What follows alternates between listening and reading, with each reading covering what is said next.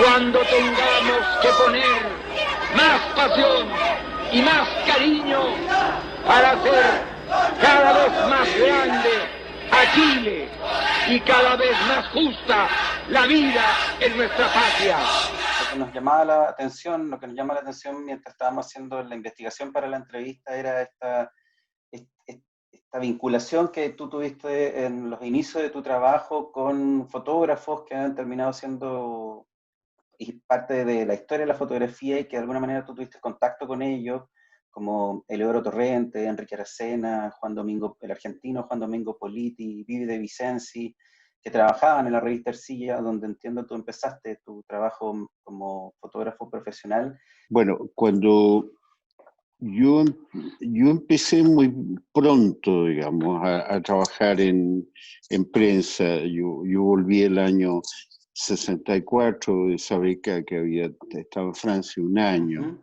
Y el mismo año yo creo que empiezo a sacar las fotos del Teatro Ictus, a trabajar, a hacer fotos de programas, para los programas.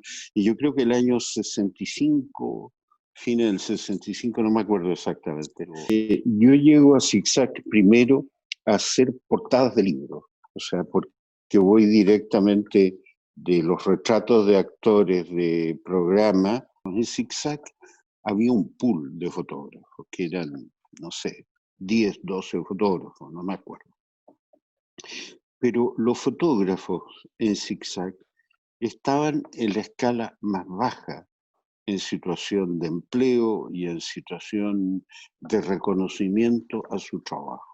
En estos enormes edificios que tenía la editorial Zigzag en la avenida Santa María, los fotógrafos tenían su lugar de trabajo, sus máquinas y sus laboratorios en el subterráneo, que era una cueva oscura, húmeda e insalubre. Ahí estaban los fotógrafos, ¿no? Entonces, estos fotógrafos, yo conocía muy bien el trabajo de don Eleodoro Torrente, porque yo había sido lector de Ercilla desde los 14 años, que compraba Ercilla y veía la obra. Me gustaba mucho la parte gráfica que tenía Ercilla.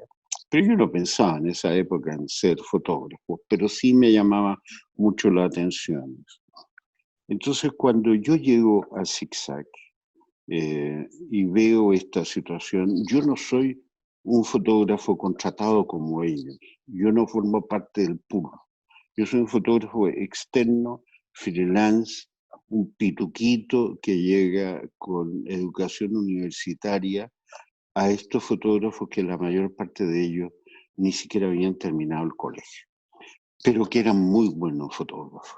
Eran fotógrafos acostumbrados a la acción, a llegar con la foto como fuera, a arriesgar todo para obtener una imagen. Yo era un pájaro raro, era un extranjero en esa escuela de la vida que se habían formado ellos, de esfuerzo. Llegar a fotógrafo no había sido fácil para ellos. Entonces yo después de eso entro a revista Eva a hacer fotos de moda.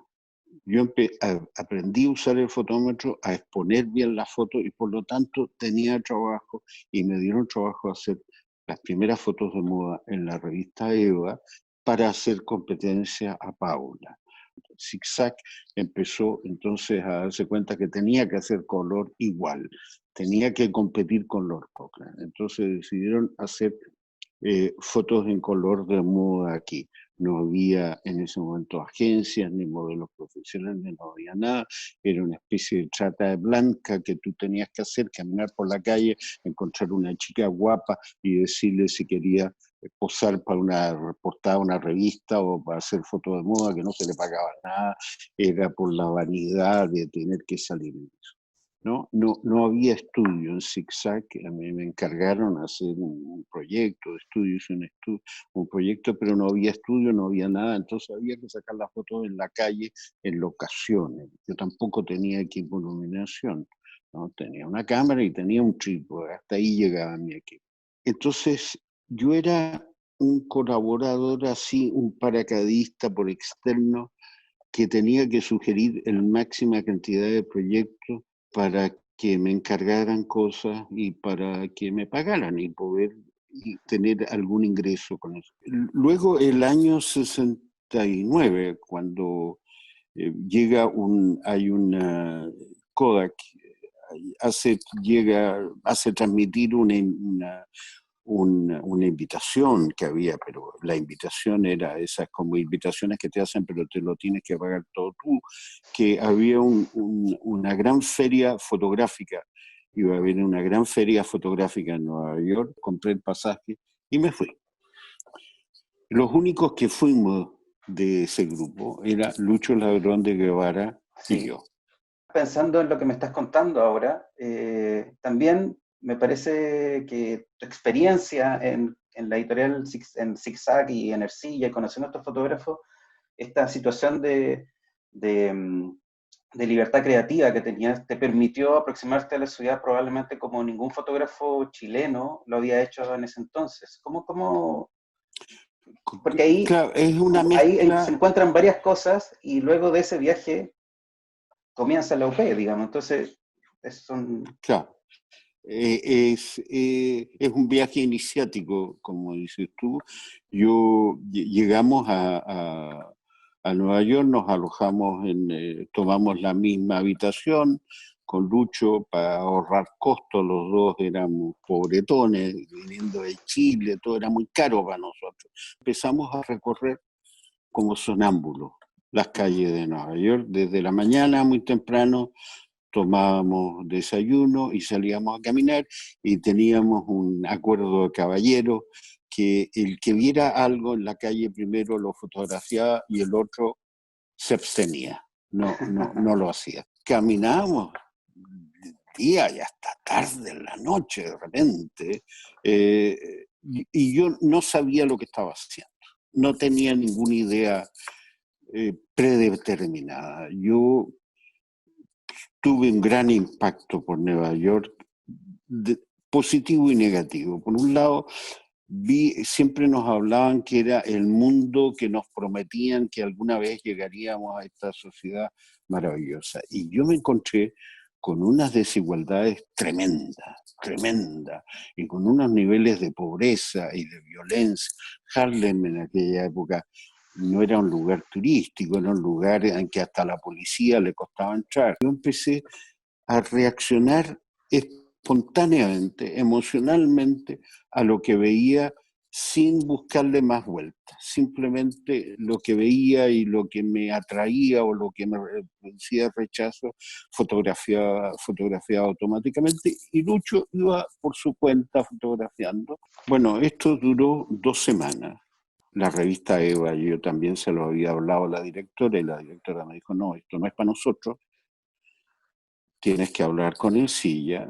Hablé con Ercilla, que ya tenía un contacto, les mostré todo esto y les llamó mucho la atención. Yo creo que estaban ellos intentando hacer una prueba, me lo he preguntado otras veces, si podían hacer esto con cierta regularidad, poner estas separatas con reportajes gráficos para darle otro plus a la revista. Tomó el control de Zigzag un grupo de Opus Dei en la revista Eva, sobre todo, y despidieron de una semana a la otra a Carmen Machado, sobrina de Antonio Machado. También de un día para otro me dijeron que no me necesitaban, ¿no? Crucé a la vereda al frente, fui a hablar con Roberto Edwards y le dije, Roberto, ya no trabajo en Zigzag, ¿hay una posibilidad de trabajar aquí en Paula? Sí, me dijo, pero no haciendo moda, porque la moda la hace con vos, la hace otro fotógrafo, y yo estoy empezando a hacer eso. Puedes hacer reportaje. Yo conozco las cosas tuyas que has hecho, y si te interesa, y claro. Y ahí sí que me encontré con Sergio Larraín, con Patricio Guzmán, ¿no? Bueno, ahí empecé yo, ahí en Paula me encontré con eso y con un equipo de mujeres extraordinarias. O sea, Amanda Puz, que se quedó a vivir fuera de Chile, era una extraordinaria periodista, ¿no?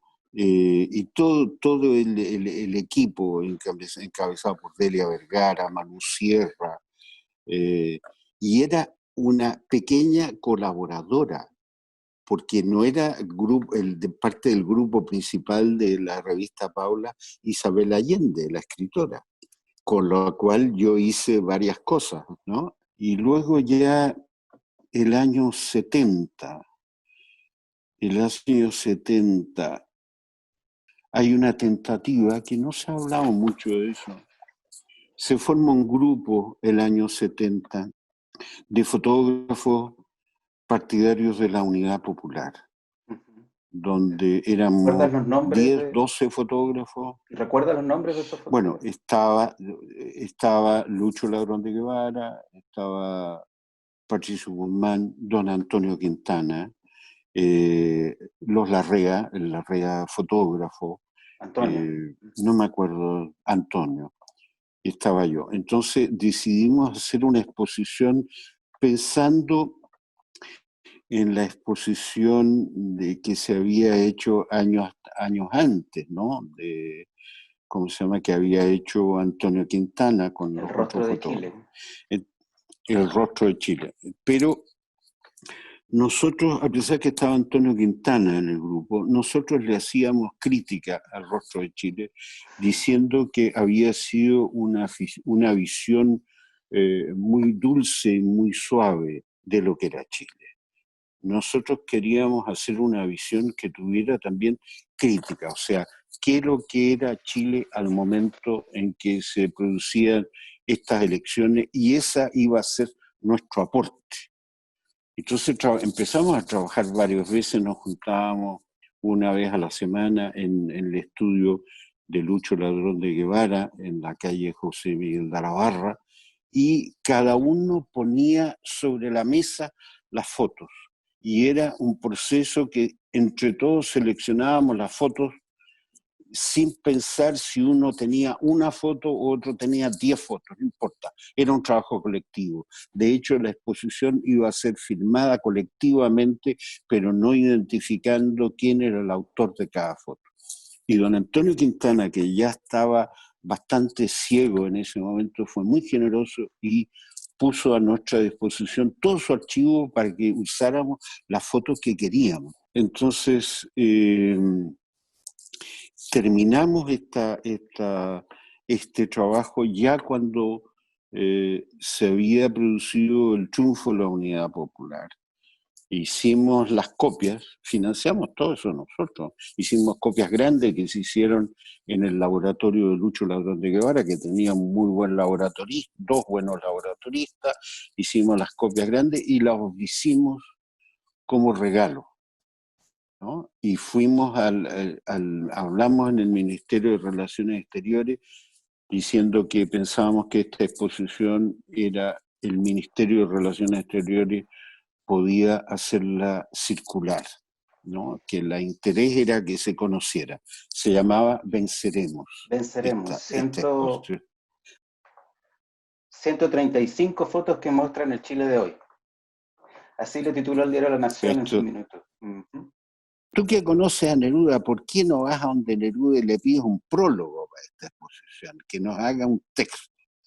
Bueno, y llamé por teléfono, contestó el secretario, después me contestó él, le expliqué, me dijo, bueno, venga a verme, me dijo, venga a ver.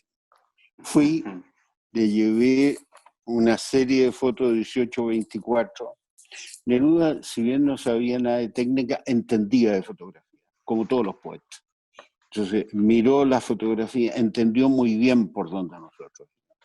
Entonces me dijo, mire, yo estoy todavía, me da explicaciones, él y me dice, mire, tengo un contrato y tengo que terminar varios libros, entonces estoy medio ocupado con eso, no tengo mucho tiempo, pero yo creo que hay un texto mío que ustedes pueden ocupar que está en tal libro. Llama al secretario y le dice, búscame tal texto de tal libro. Y llega el secretario y dice este. Entonces me lo lee y me dice, usen este texto como prólogo, yo los autorizo. Entonces yo, sin vergüenza, inconsciente, ingenuo, le digo, ¿y usted podría escribir a mano este texto y de manera que nosotros lo fotografiemos y pongamos esto a la entrada? Bueno, me dijo, deme unos 3 días para hacerlo y venga a buscarlo. Y lo hizo a mano, el cartón escrito a mano.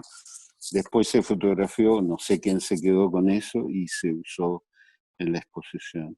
En el 70, cuando comienza la Unidad Popular, eres un fotógrafo profesional establecido, con experiencia. Cuando viene la Unidad Popular, yo había colaborado voluntariamente con Allende durante la campaña, porque yo creía que era un momento histórico. Yo no sabía que íbamos a terminar en lo que teníamos, pero yo decía, este es un momento histórico que hay que registrar. Y esas fotos no me las pidió nunca nadie. Nadie me las encargó. Nadie las miró siquiera. Hace muchos años esas fotos estuvieron en estado de negativo y punto. Y ni siquiera yo las había empleado y estaban ahí. Pero yo sabía que tenía que documentar ese momento que estábamos viviendo, que era un momento muy especial, que por primera vez este país, donde siempre decíamos nosotros, si lo importante pasa en Estados Unidos o en Europa, aquí en este país no pasa nunca nada, por primera vez estaba pasando ahí. Ahí estaba pasando las cosas. Y ahí venían gente de afuera a ver esto.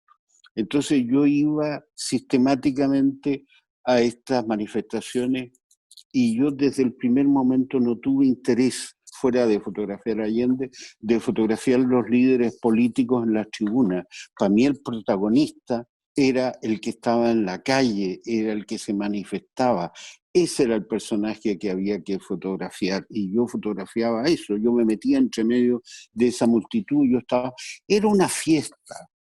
Esas manifestaciones era una fiesta, era una alegría, era una ilusión, te daba mucho ánimo estar metido entre medio de todo eso. Entonces, por eso yo fui haciendo eso permanentemente, te digo, sin encargo y sin que nadie me lo pidiera y sin mostrárselo a nadie. El 29 de junio, por ejemplo, que la foto que tengo ahí, cuando fue el tanquetazo, yo no trabajaba en la moneda, yo no era un funcionario de gobierno. Yo digo, a esto hay que ir. Y yo vivía en Colón, arriba a la altura de lo que es la rotonda Atena, y me vine al centro haciendo dedo en auto y qué sé yo, llegué al centro a la moneda, no se podía entrar a la moneda. Estaba rodeado de soldados, cabritos jóvenes que no sabían mucho lo que pasaba, estaban muy asustados con un fusil en la mano. Y yo le decía, oiga, yo tengo que entrar, tengo que acercarme, yo soy fotógrafo, tengo que sacar fotos de esto que está pasando, no, retroceder. Y finalmente me fui a la sede del Partido Socialista, que estaba cerca, en San Martín, y ahí llega el Coco Paredes, que yo lo conocía, era amigo mío, pero era amigo mío. ¿Y qué estás haciendo aquí? Bueno, estoy tratando de entrar a la moneda, pero no puedo. Ya, ven, me dijo. Y él andaba en una potrillera de investigaciones. Entonces me dice, ponte en el suelo, agáchate y no levantes la cabeza por ningún motivo. Métete al fondo del suelo. Y rajaron con la camioneta de la patrullera de investigaciones, no sé cómo, llegaron y de repente me agarraron del cuello, abrieron la puerta de Morandé 80 y me metieron para adentro. Y ahí estaba yo, al interior de la moneda, y no había otro fotógrafo, no había nadie más.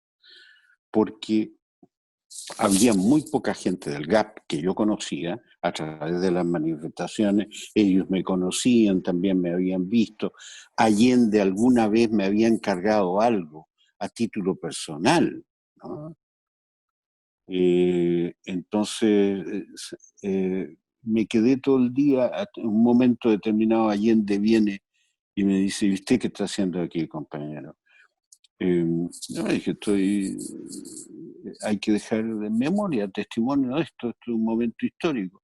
No, me dice, usted tiene responsabilidad con su mujer, con su hijo, váyase a su casa. No le hice caso y me quedé ahí, y me quedé todo el día, y fui el único fotógrafo que el 29 de junio estuve hasta la noche, hasta la tarde, adentro en La Moneda. Hay una cosa que me interesa sobre esta historia que me cuentas, es que, porque de alguna manera también vas deslizando esa particularidad tuya como fotógrafo del periodo, porque eras independiente, tenías la capacidad de hacer el trabajo que nadie te encargaba y tenías esa oportunidad también de estar cerca al poder sin encargo, con tu propia mirada. Entonces, y creo que varias de tus fotografías con esa independencia son capaces de mostrarnos esa dimensión del poder que existía en ese minuto. Estuviste muy cerca de eso, o sea, no solamente tuviste encargos, como tú me dices, del presidente Salvador Allende, estuviste cerca de Fidel, hay fotografías que hablan del general Prats, o sea, estás en los dos mundos, por decirlo de alguna manera. Pero era un personaje periférico, esto no había ninguna...